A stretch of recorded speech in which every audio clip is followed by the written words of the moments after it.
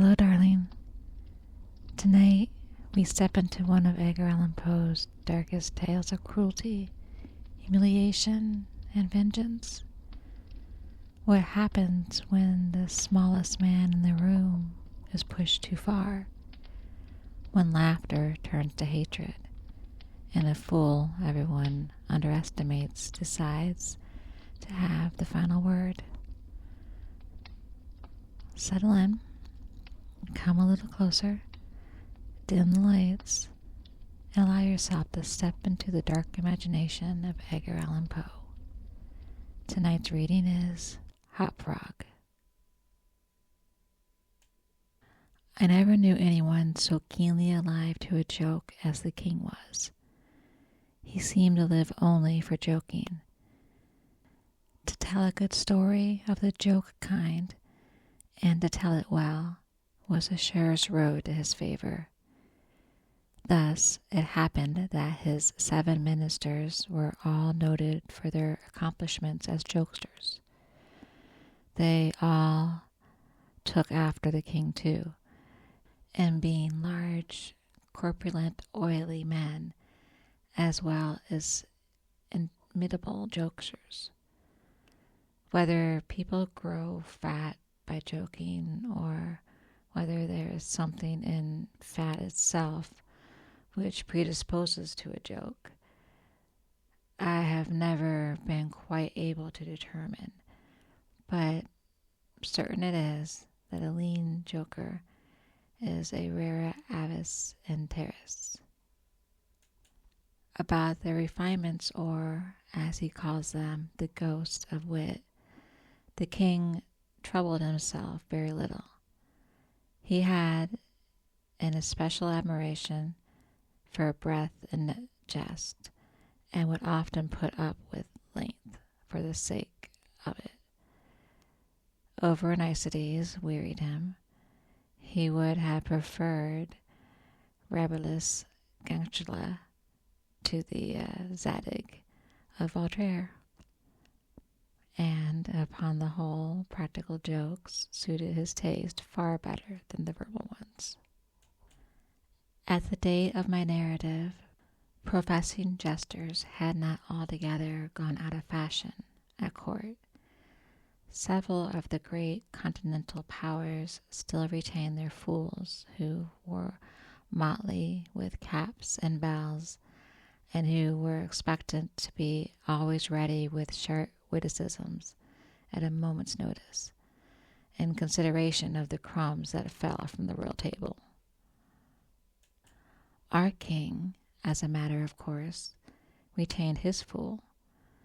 The fact is, he required something in the way of folly, it only to be counterbalance the heavy wisdom of the 7 wise men who were his ministers, not to mention himself.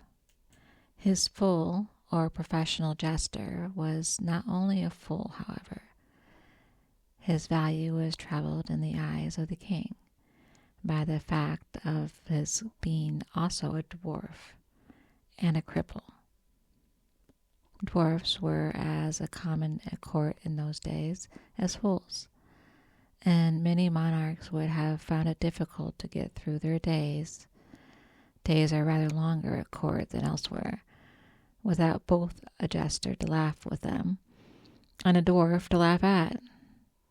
But, as I have already observed, your jesters, in 99 cases out of 100, are fat, round, and unwieldy, so that it was no small source of self-gratulation with our king that in Hop Frog, that was the fool's name, he possessed a triplicate treasure in one person. I believe the name Hop Frog was not given to the dwarf by his sponsors at baptism, but it was conferred upon him by general consent of the 7 ministers on account of his inability to walk as other men do.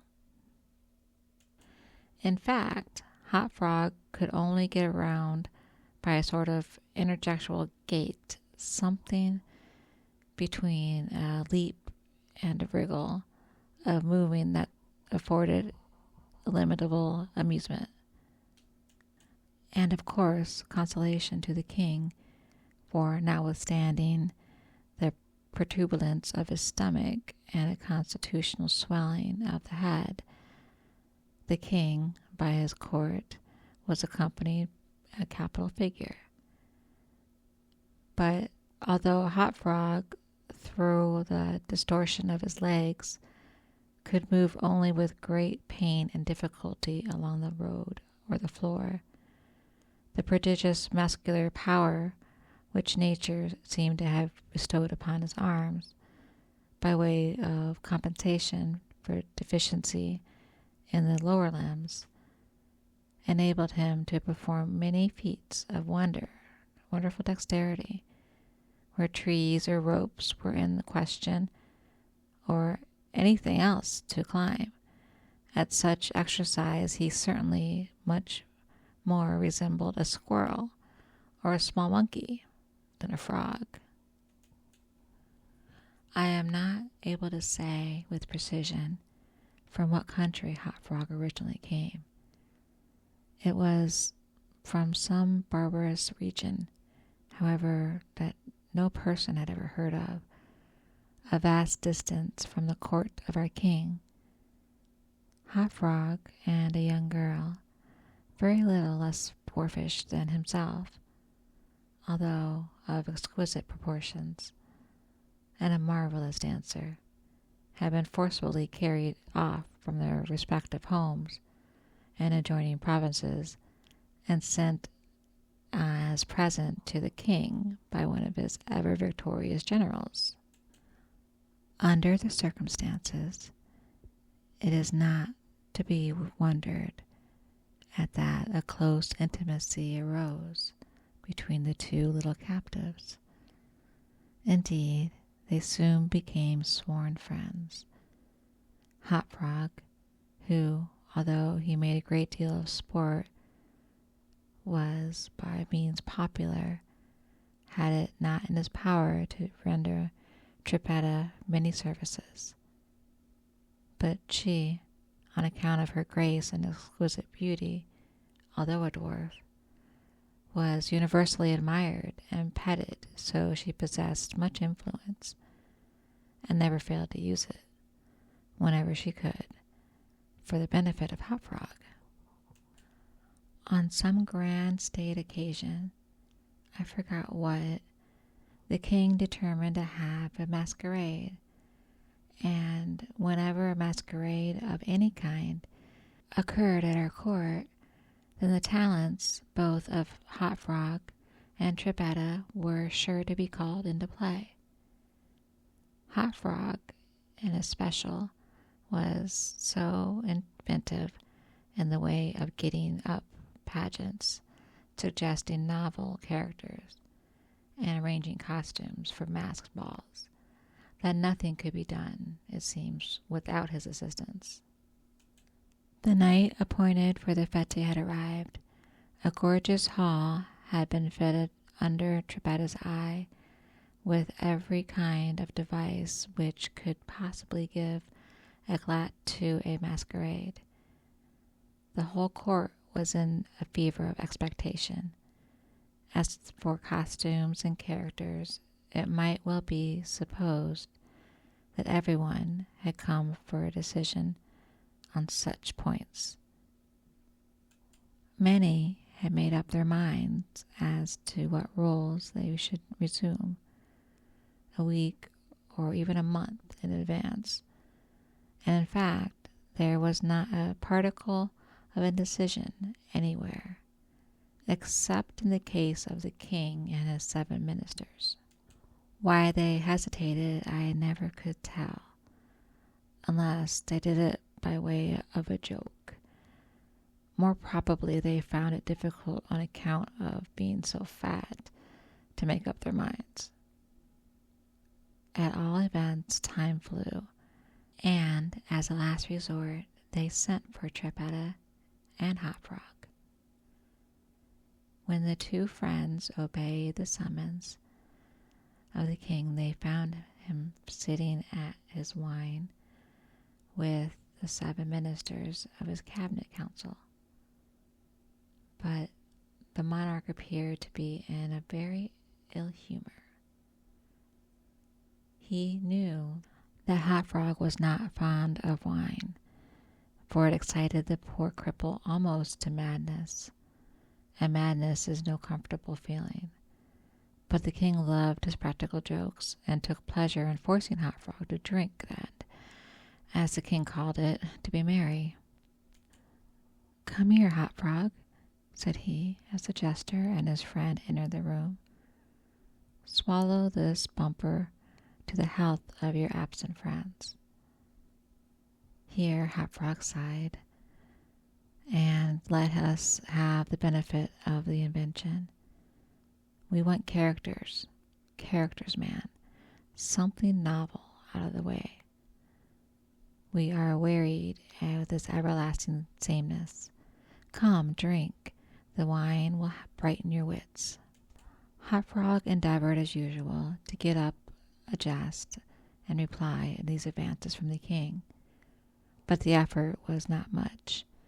It happened to be poor dwarf's birthday, and the command to drink to his absent friends forced tears to his eyes. Many large bitter drops fell into the goblet as he took it humbly from the hand of the tyrant. "Ha ha ha ha ha!" roared the latter, as the dwarf reluctantly drained the beaker. "See what a glass of good wine can do. Why, your eyes are shining already." Poor fellow, his large eyes gleamed rather than shone, for the effort of the wine on his excitable brain was not more powerful than instantaneous. He placed the goblet nervously on the table and looked around upon the company with a half-insane stare. They all seemed highly amused at the success of the king's joke. "And now to business," said the Prime Minister, a very fat man. "Yes," said the king. "Come, Hot Frog, lend us your assistance. Characters, my fine fellow. We stand in need of characters, all of us. Ha ha ha." And as this was seriously meant for a joke, his laugh was chorused by the 7. Hot Frog also laughed, although feebly and somewhat vacantly. "Come, come," said the king impatiently. "Have you nothing to suggest?" "I'm endeavored to think of something novel," replied the dwarf, abstractly, for he was quite bewildered by the wine. "Endeavoring," cried the tyrant fiercely. "What do you mean by that? Ah, I perceive you are sulky and want more wine. Here, drink this." And he poured out another goblet full and offered it to the cripple, who merely gazed at it, gasping for breath. "Drink, I say," shouted the monster, "or by the friends." The dwarf hesitated. The king grew purple with rage. The courtiers smirked. Trippetta, pale as a corpse, advanced to the monarch's seat, and falling on her knees before him, implored him to spare her friend. The tyrant regarded her for some moments in evident wonder at her audacity. He seemed quite at a loss of what to do or say, how most becomingly to express his indignation. At last, without uttering a syllable, he pushed her violently from him and threw the contents of the brimming goblet in her face. The poor girl got up the best she could, and, not daring even to sigh, resumed her position at the foot of the table. There was a dead silence for about half a minute, during which the fall of a leaf or the feather might have been heard. It was interrupted by a low but harsh and protracted grating sound, which seemed to come once from every corner of the room. What are you making that noise for? Demanded the king, turning furiously to the dwarf. The latter seemed to have recovered in great measure from his intoxication, and looked fixedly but quietly onto the tyrant's face, merely ejaculated, I? How could it have been me? The sound appeared to come from without, observed one of the courtiers. I fancy it was the parrot at the window, wetting his bill upon his cage wires. True, replied the monarch, as if much relieved by the suggestion. But on the honor of a knight, I could have sworn that it was the gritting of this vagabond's teeth. Hereupon the dwarf laughed. The king was too confirmed a joker to object to anyone's laughing, and displayed a set of large, powerful, and very repulsive teeth. Moreover, they avowed his perfect willingness to swallow as much wine as desired. The monarch was pacified, and having drained another bumper with no very perceivable ill effect, Hot Frog entered at once, and with spirit, into the plains for the masquerade. I could not tell what the association of idea, otherwise he, very tranquilly, and as if he had never tasted wine in his life, but just after your majesty had struck the girl and thrown wine in her face, just after your majesty had done this, and while the parrot was making that odd noise outside the window, there came into my mind a capital diversion, one of my own country frolics, often enacted among us as our masquerades. But here it will be new altogether. Unfortunately, however, it required a company of 8 persons. And here we go, cried the king, laughing at his acute discovery of the coincidence. 8 to a fraction? I and my 7 ministers. Come, what is the diversion? We call it, replied the cripple, the 8 chained orang-outangs. And it really is excellent sport if well enacted. We will enact it, remarked the king, drawing himself up and lowering his eyelids. The beauty of the game, continued Hot Frog, lies in the fright it occasions among the women. Capital, roared the chorus, the monarch and his ministers. I will equip you as orangutans, proceeded the dwarf. Leave all that to me. The resemblance shall be so striking that the company of masqueraders will take you for real beasts. And of course, they will be as much terrified as astonished. Oh, this is exquisite, exclaimed the king. Hot Frog, I will make a man of you. The chains are for the purpose of increasing the confusion by their jangling. You are supposed to have escaped en masse from your keepers. Your majesty cannot convince the effect produced by a masquerade by 8 chained orangutans, imagined to be real ones by most of the company, and rushing in with savage cries among the crowd of delicately and gorgeously habited men and women. The contrast is inimitable. It must be, said the king, and the council, who arose hurriedly as it was growing late to put in the execution of the scheme, from Hop Frog.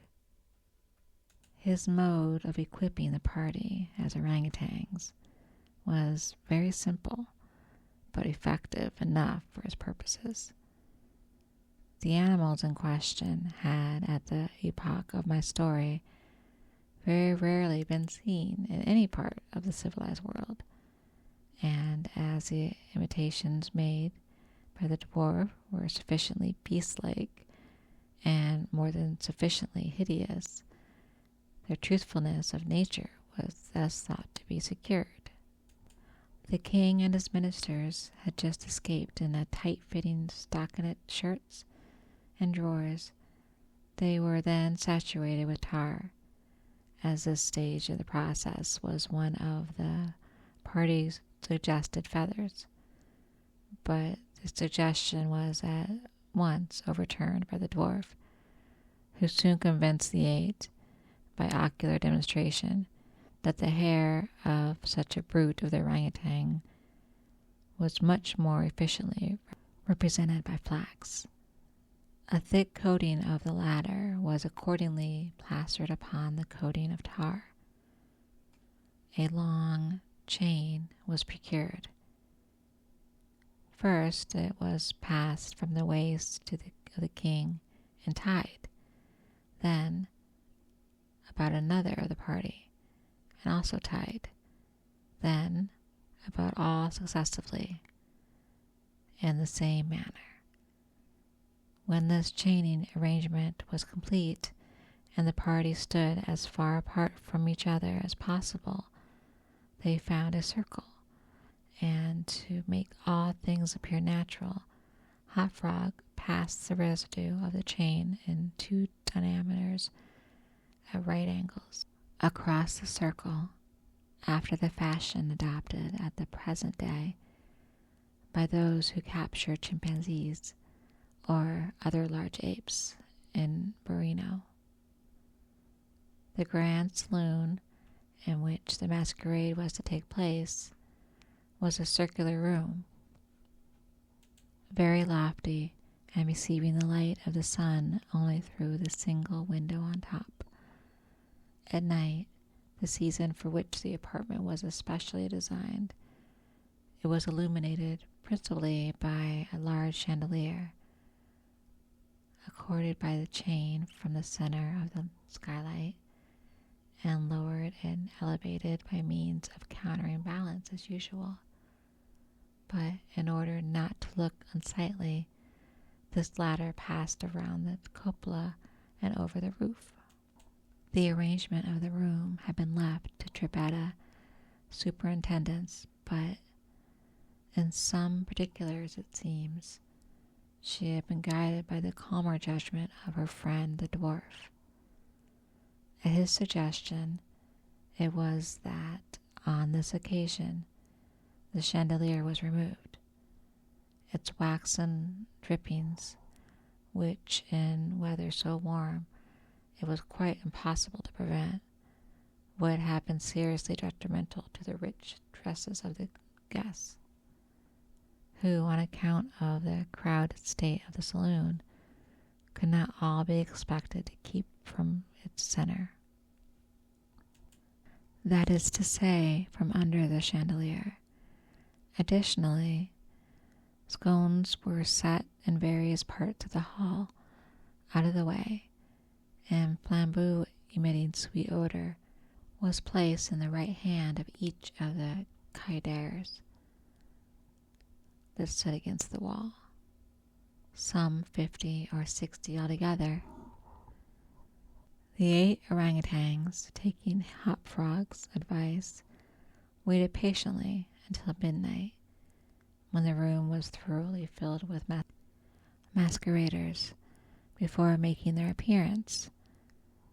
No sooner had the clock ceased striking, however, than they rushed, or rather rolled in, altogether, for the impediment of their chains caused most of the party to fall, and to stumble as they entered. The excitement among the masqueraders was prodigious, and filled the heart of the king with glee. As he had anticipated, there was not a few of the guests who supposed the ferocious-looking creatures to be beasts of some kind in reality, if not precisely orangutans.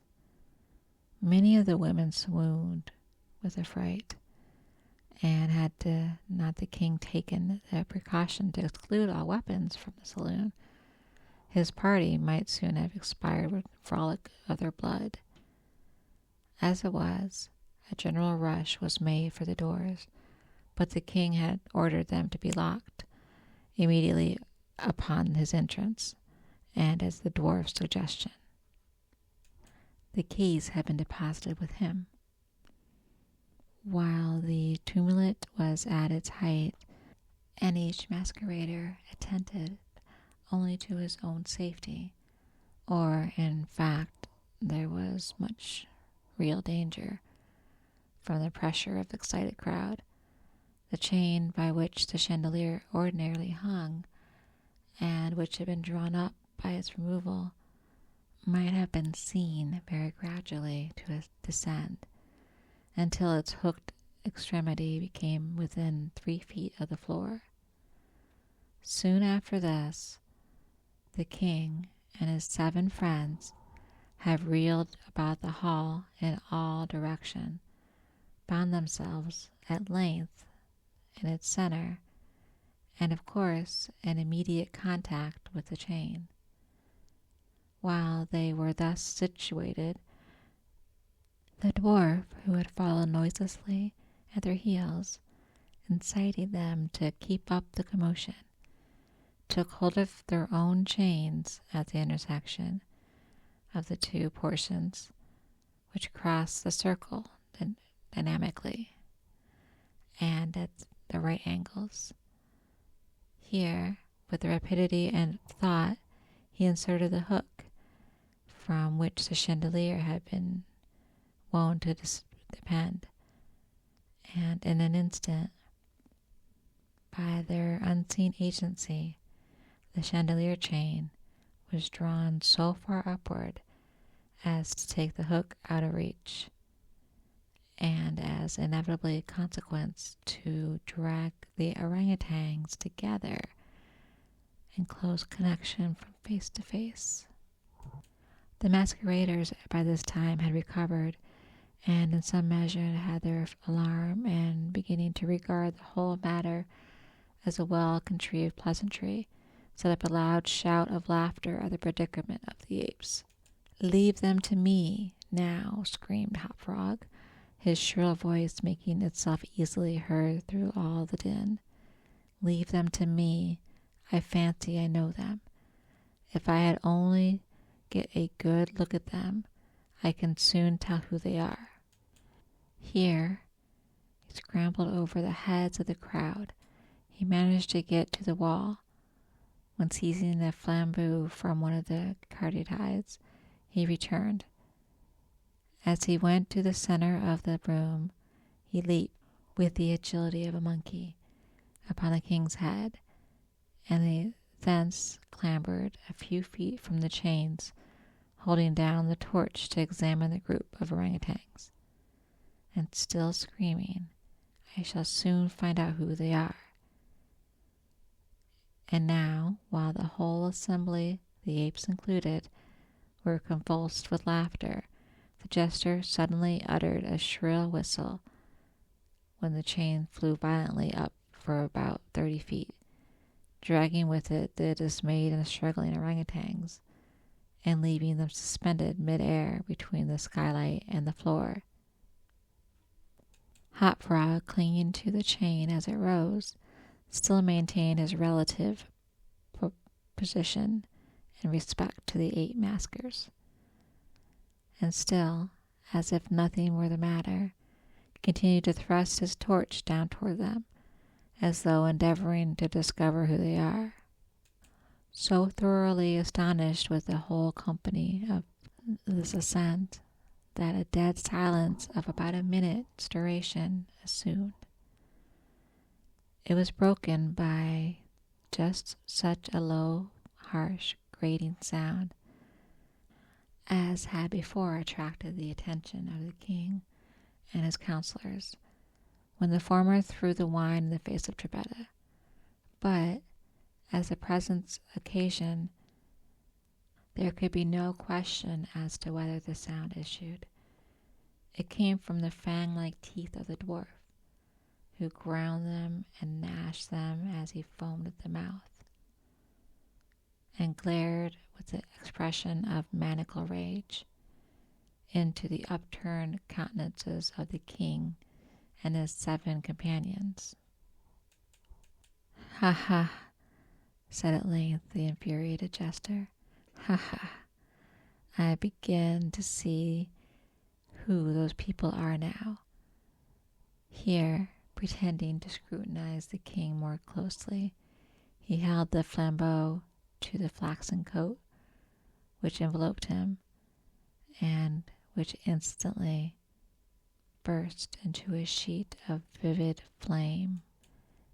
In less than half a minute, the whole 8 orangutans were blazing fiercely, amid the shrieks of the multitude who gazed at them from below, horror-stricken, and without the prover to render them the slightest assistance. At length, the flames suddenly increasing in virulence, forced the jester to climb higher up the chain, to be out of their reach, and as he made this movement, the crowd again sank for a brief instant into silence. The dwarf seized his opportunity and once more spoke. "I see now distinctly," he said, "what manner of people these maskers are. They are a great king and his 7 privy councillors, a king who does not scruple to strike a defenseless girl, and his 7 councillors who fight him in the outrage. As for myself, I'm simply Hot Frog, the jester, and this is my last jest." Owing to the high combustibility of both the flax and the tar to which it adhered, the dwarf had scarcely made an end of his brief speech before the work of vengeance was complete. The 8 corpses swung on their chains, a fetid, blackened, hideous, and indistinguishable mass. The cripple hurled his torch at them, clambered leisurely to the ceiling, and disappeared through the skylight. It is supposed that Trippetta, stationed on the roof of the saloon, had been the accomplice of her friend in his fiery revenge, and that together they effected their escape to their own country, for neither was ever seen again. And so their laughter died. Poe reminds us that cruelty has a way of kindling its own punishment, and that those dismissed as weak are sometimes the ones capable of the most unforgettable revenge. So thank you for spending this dark and quiet time with me, darling. Until next time, sleep soundly, if you can.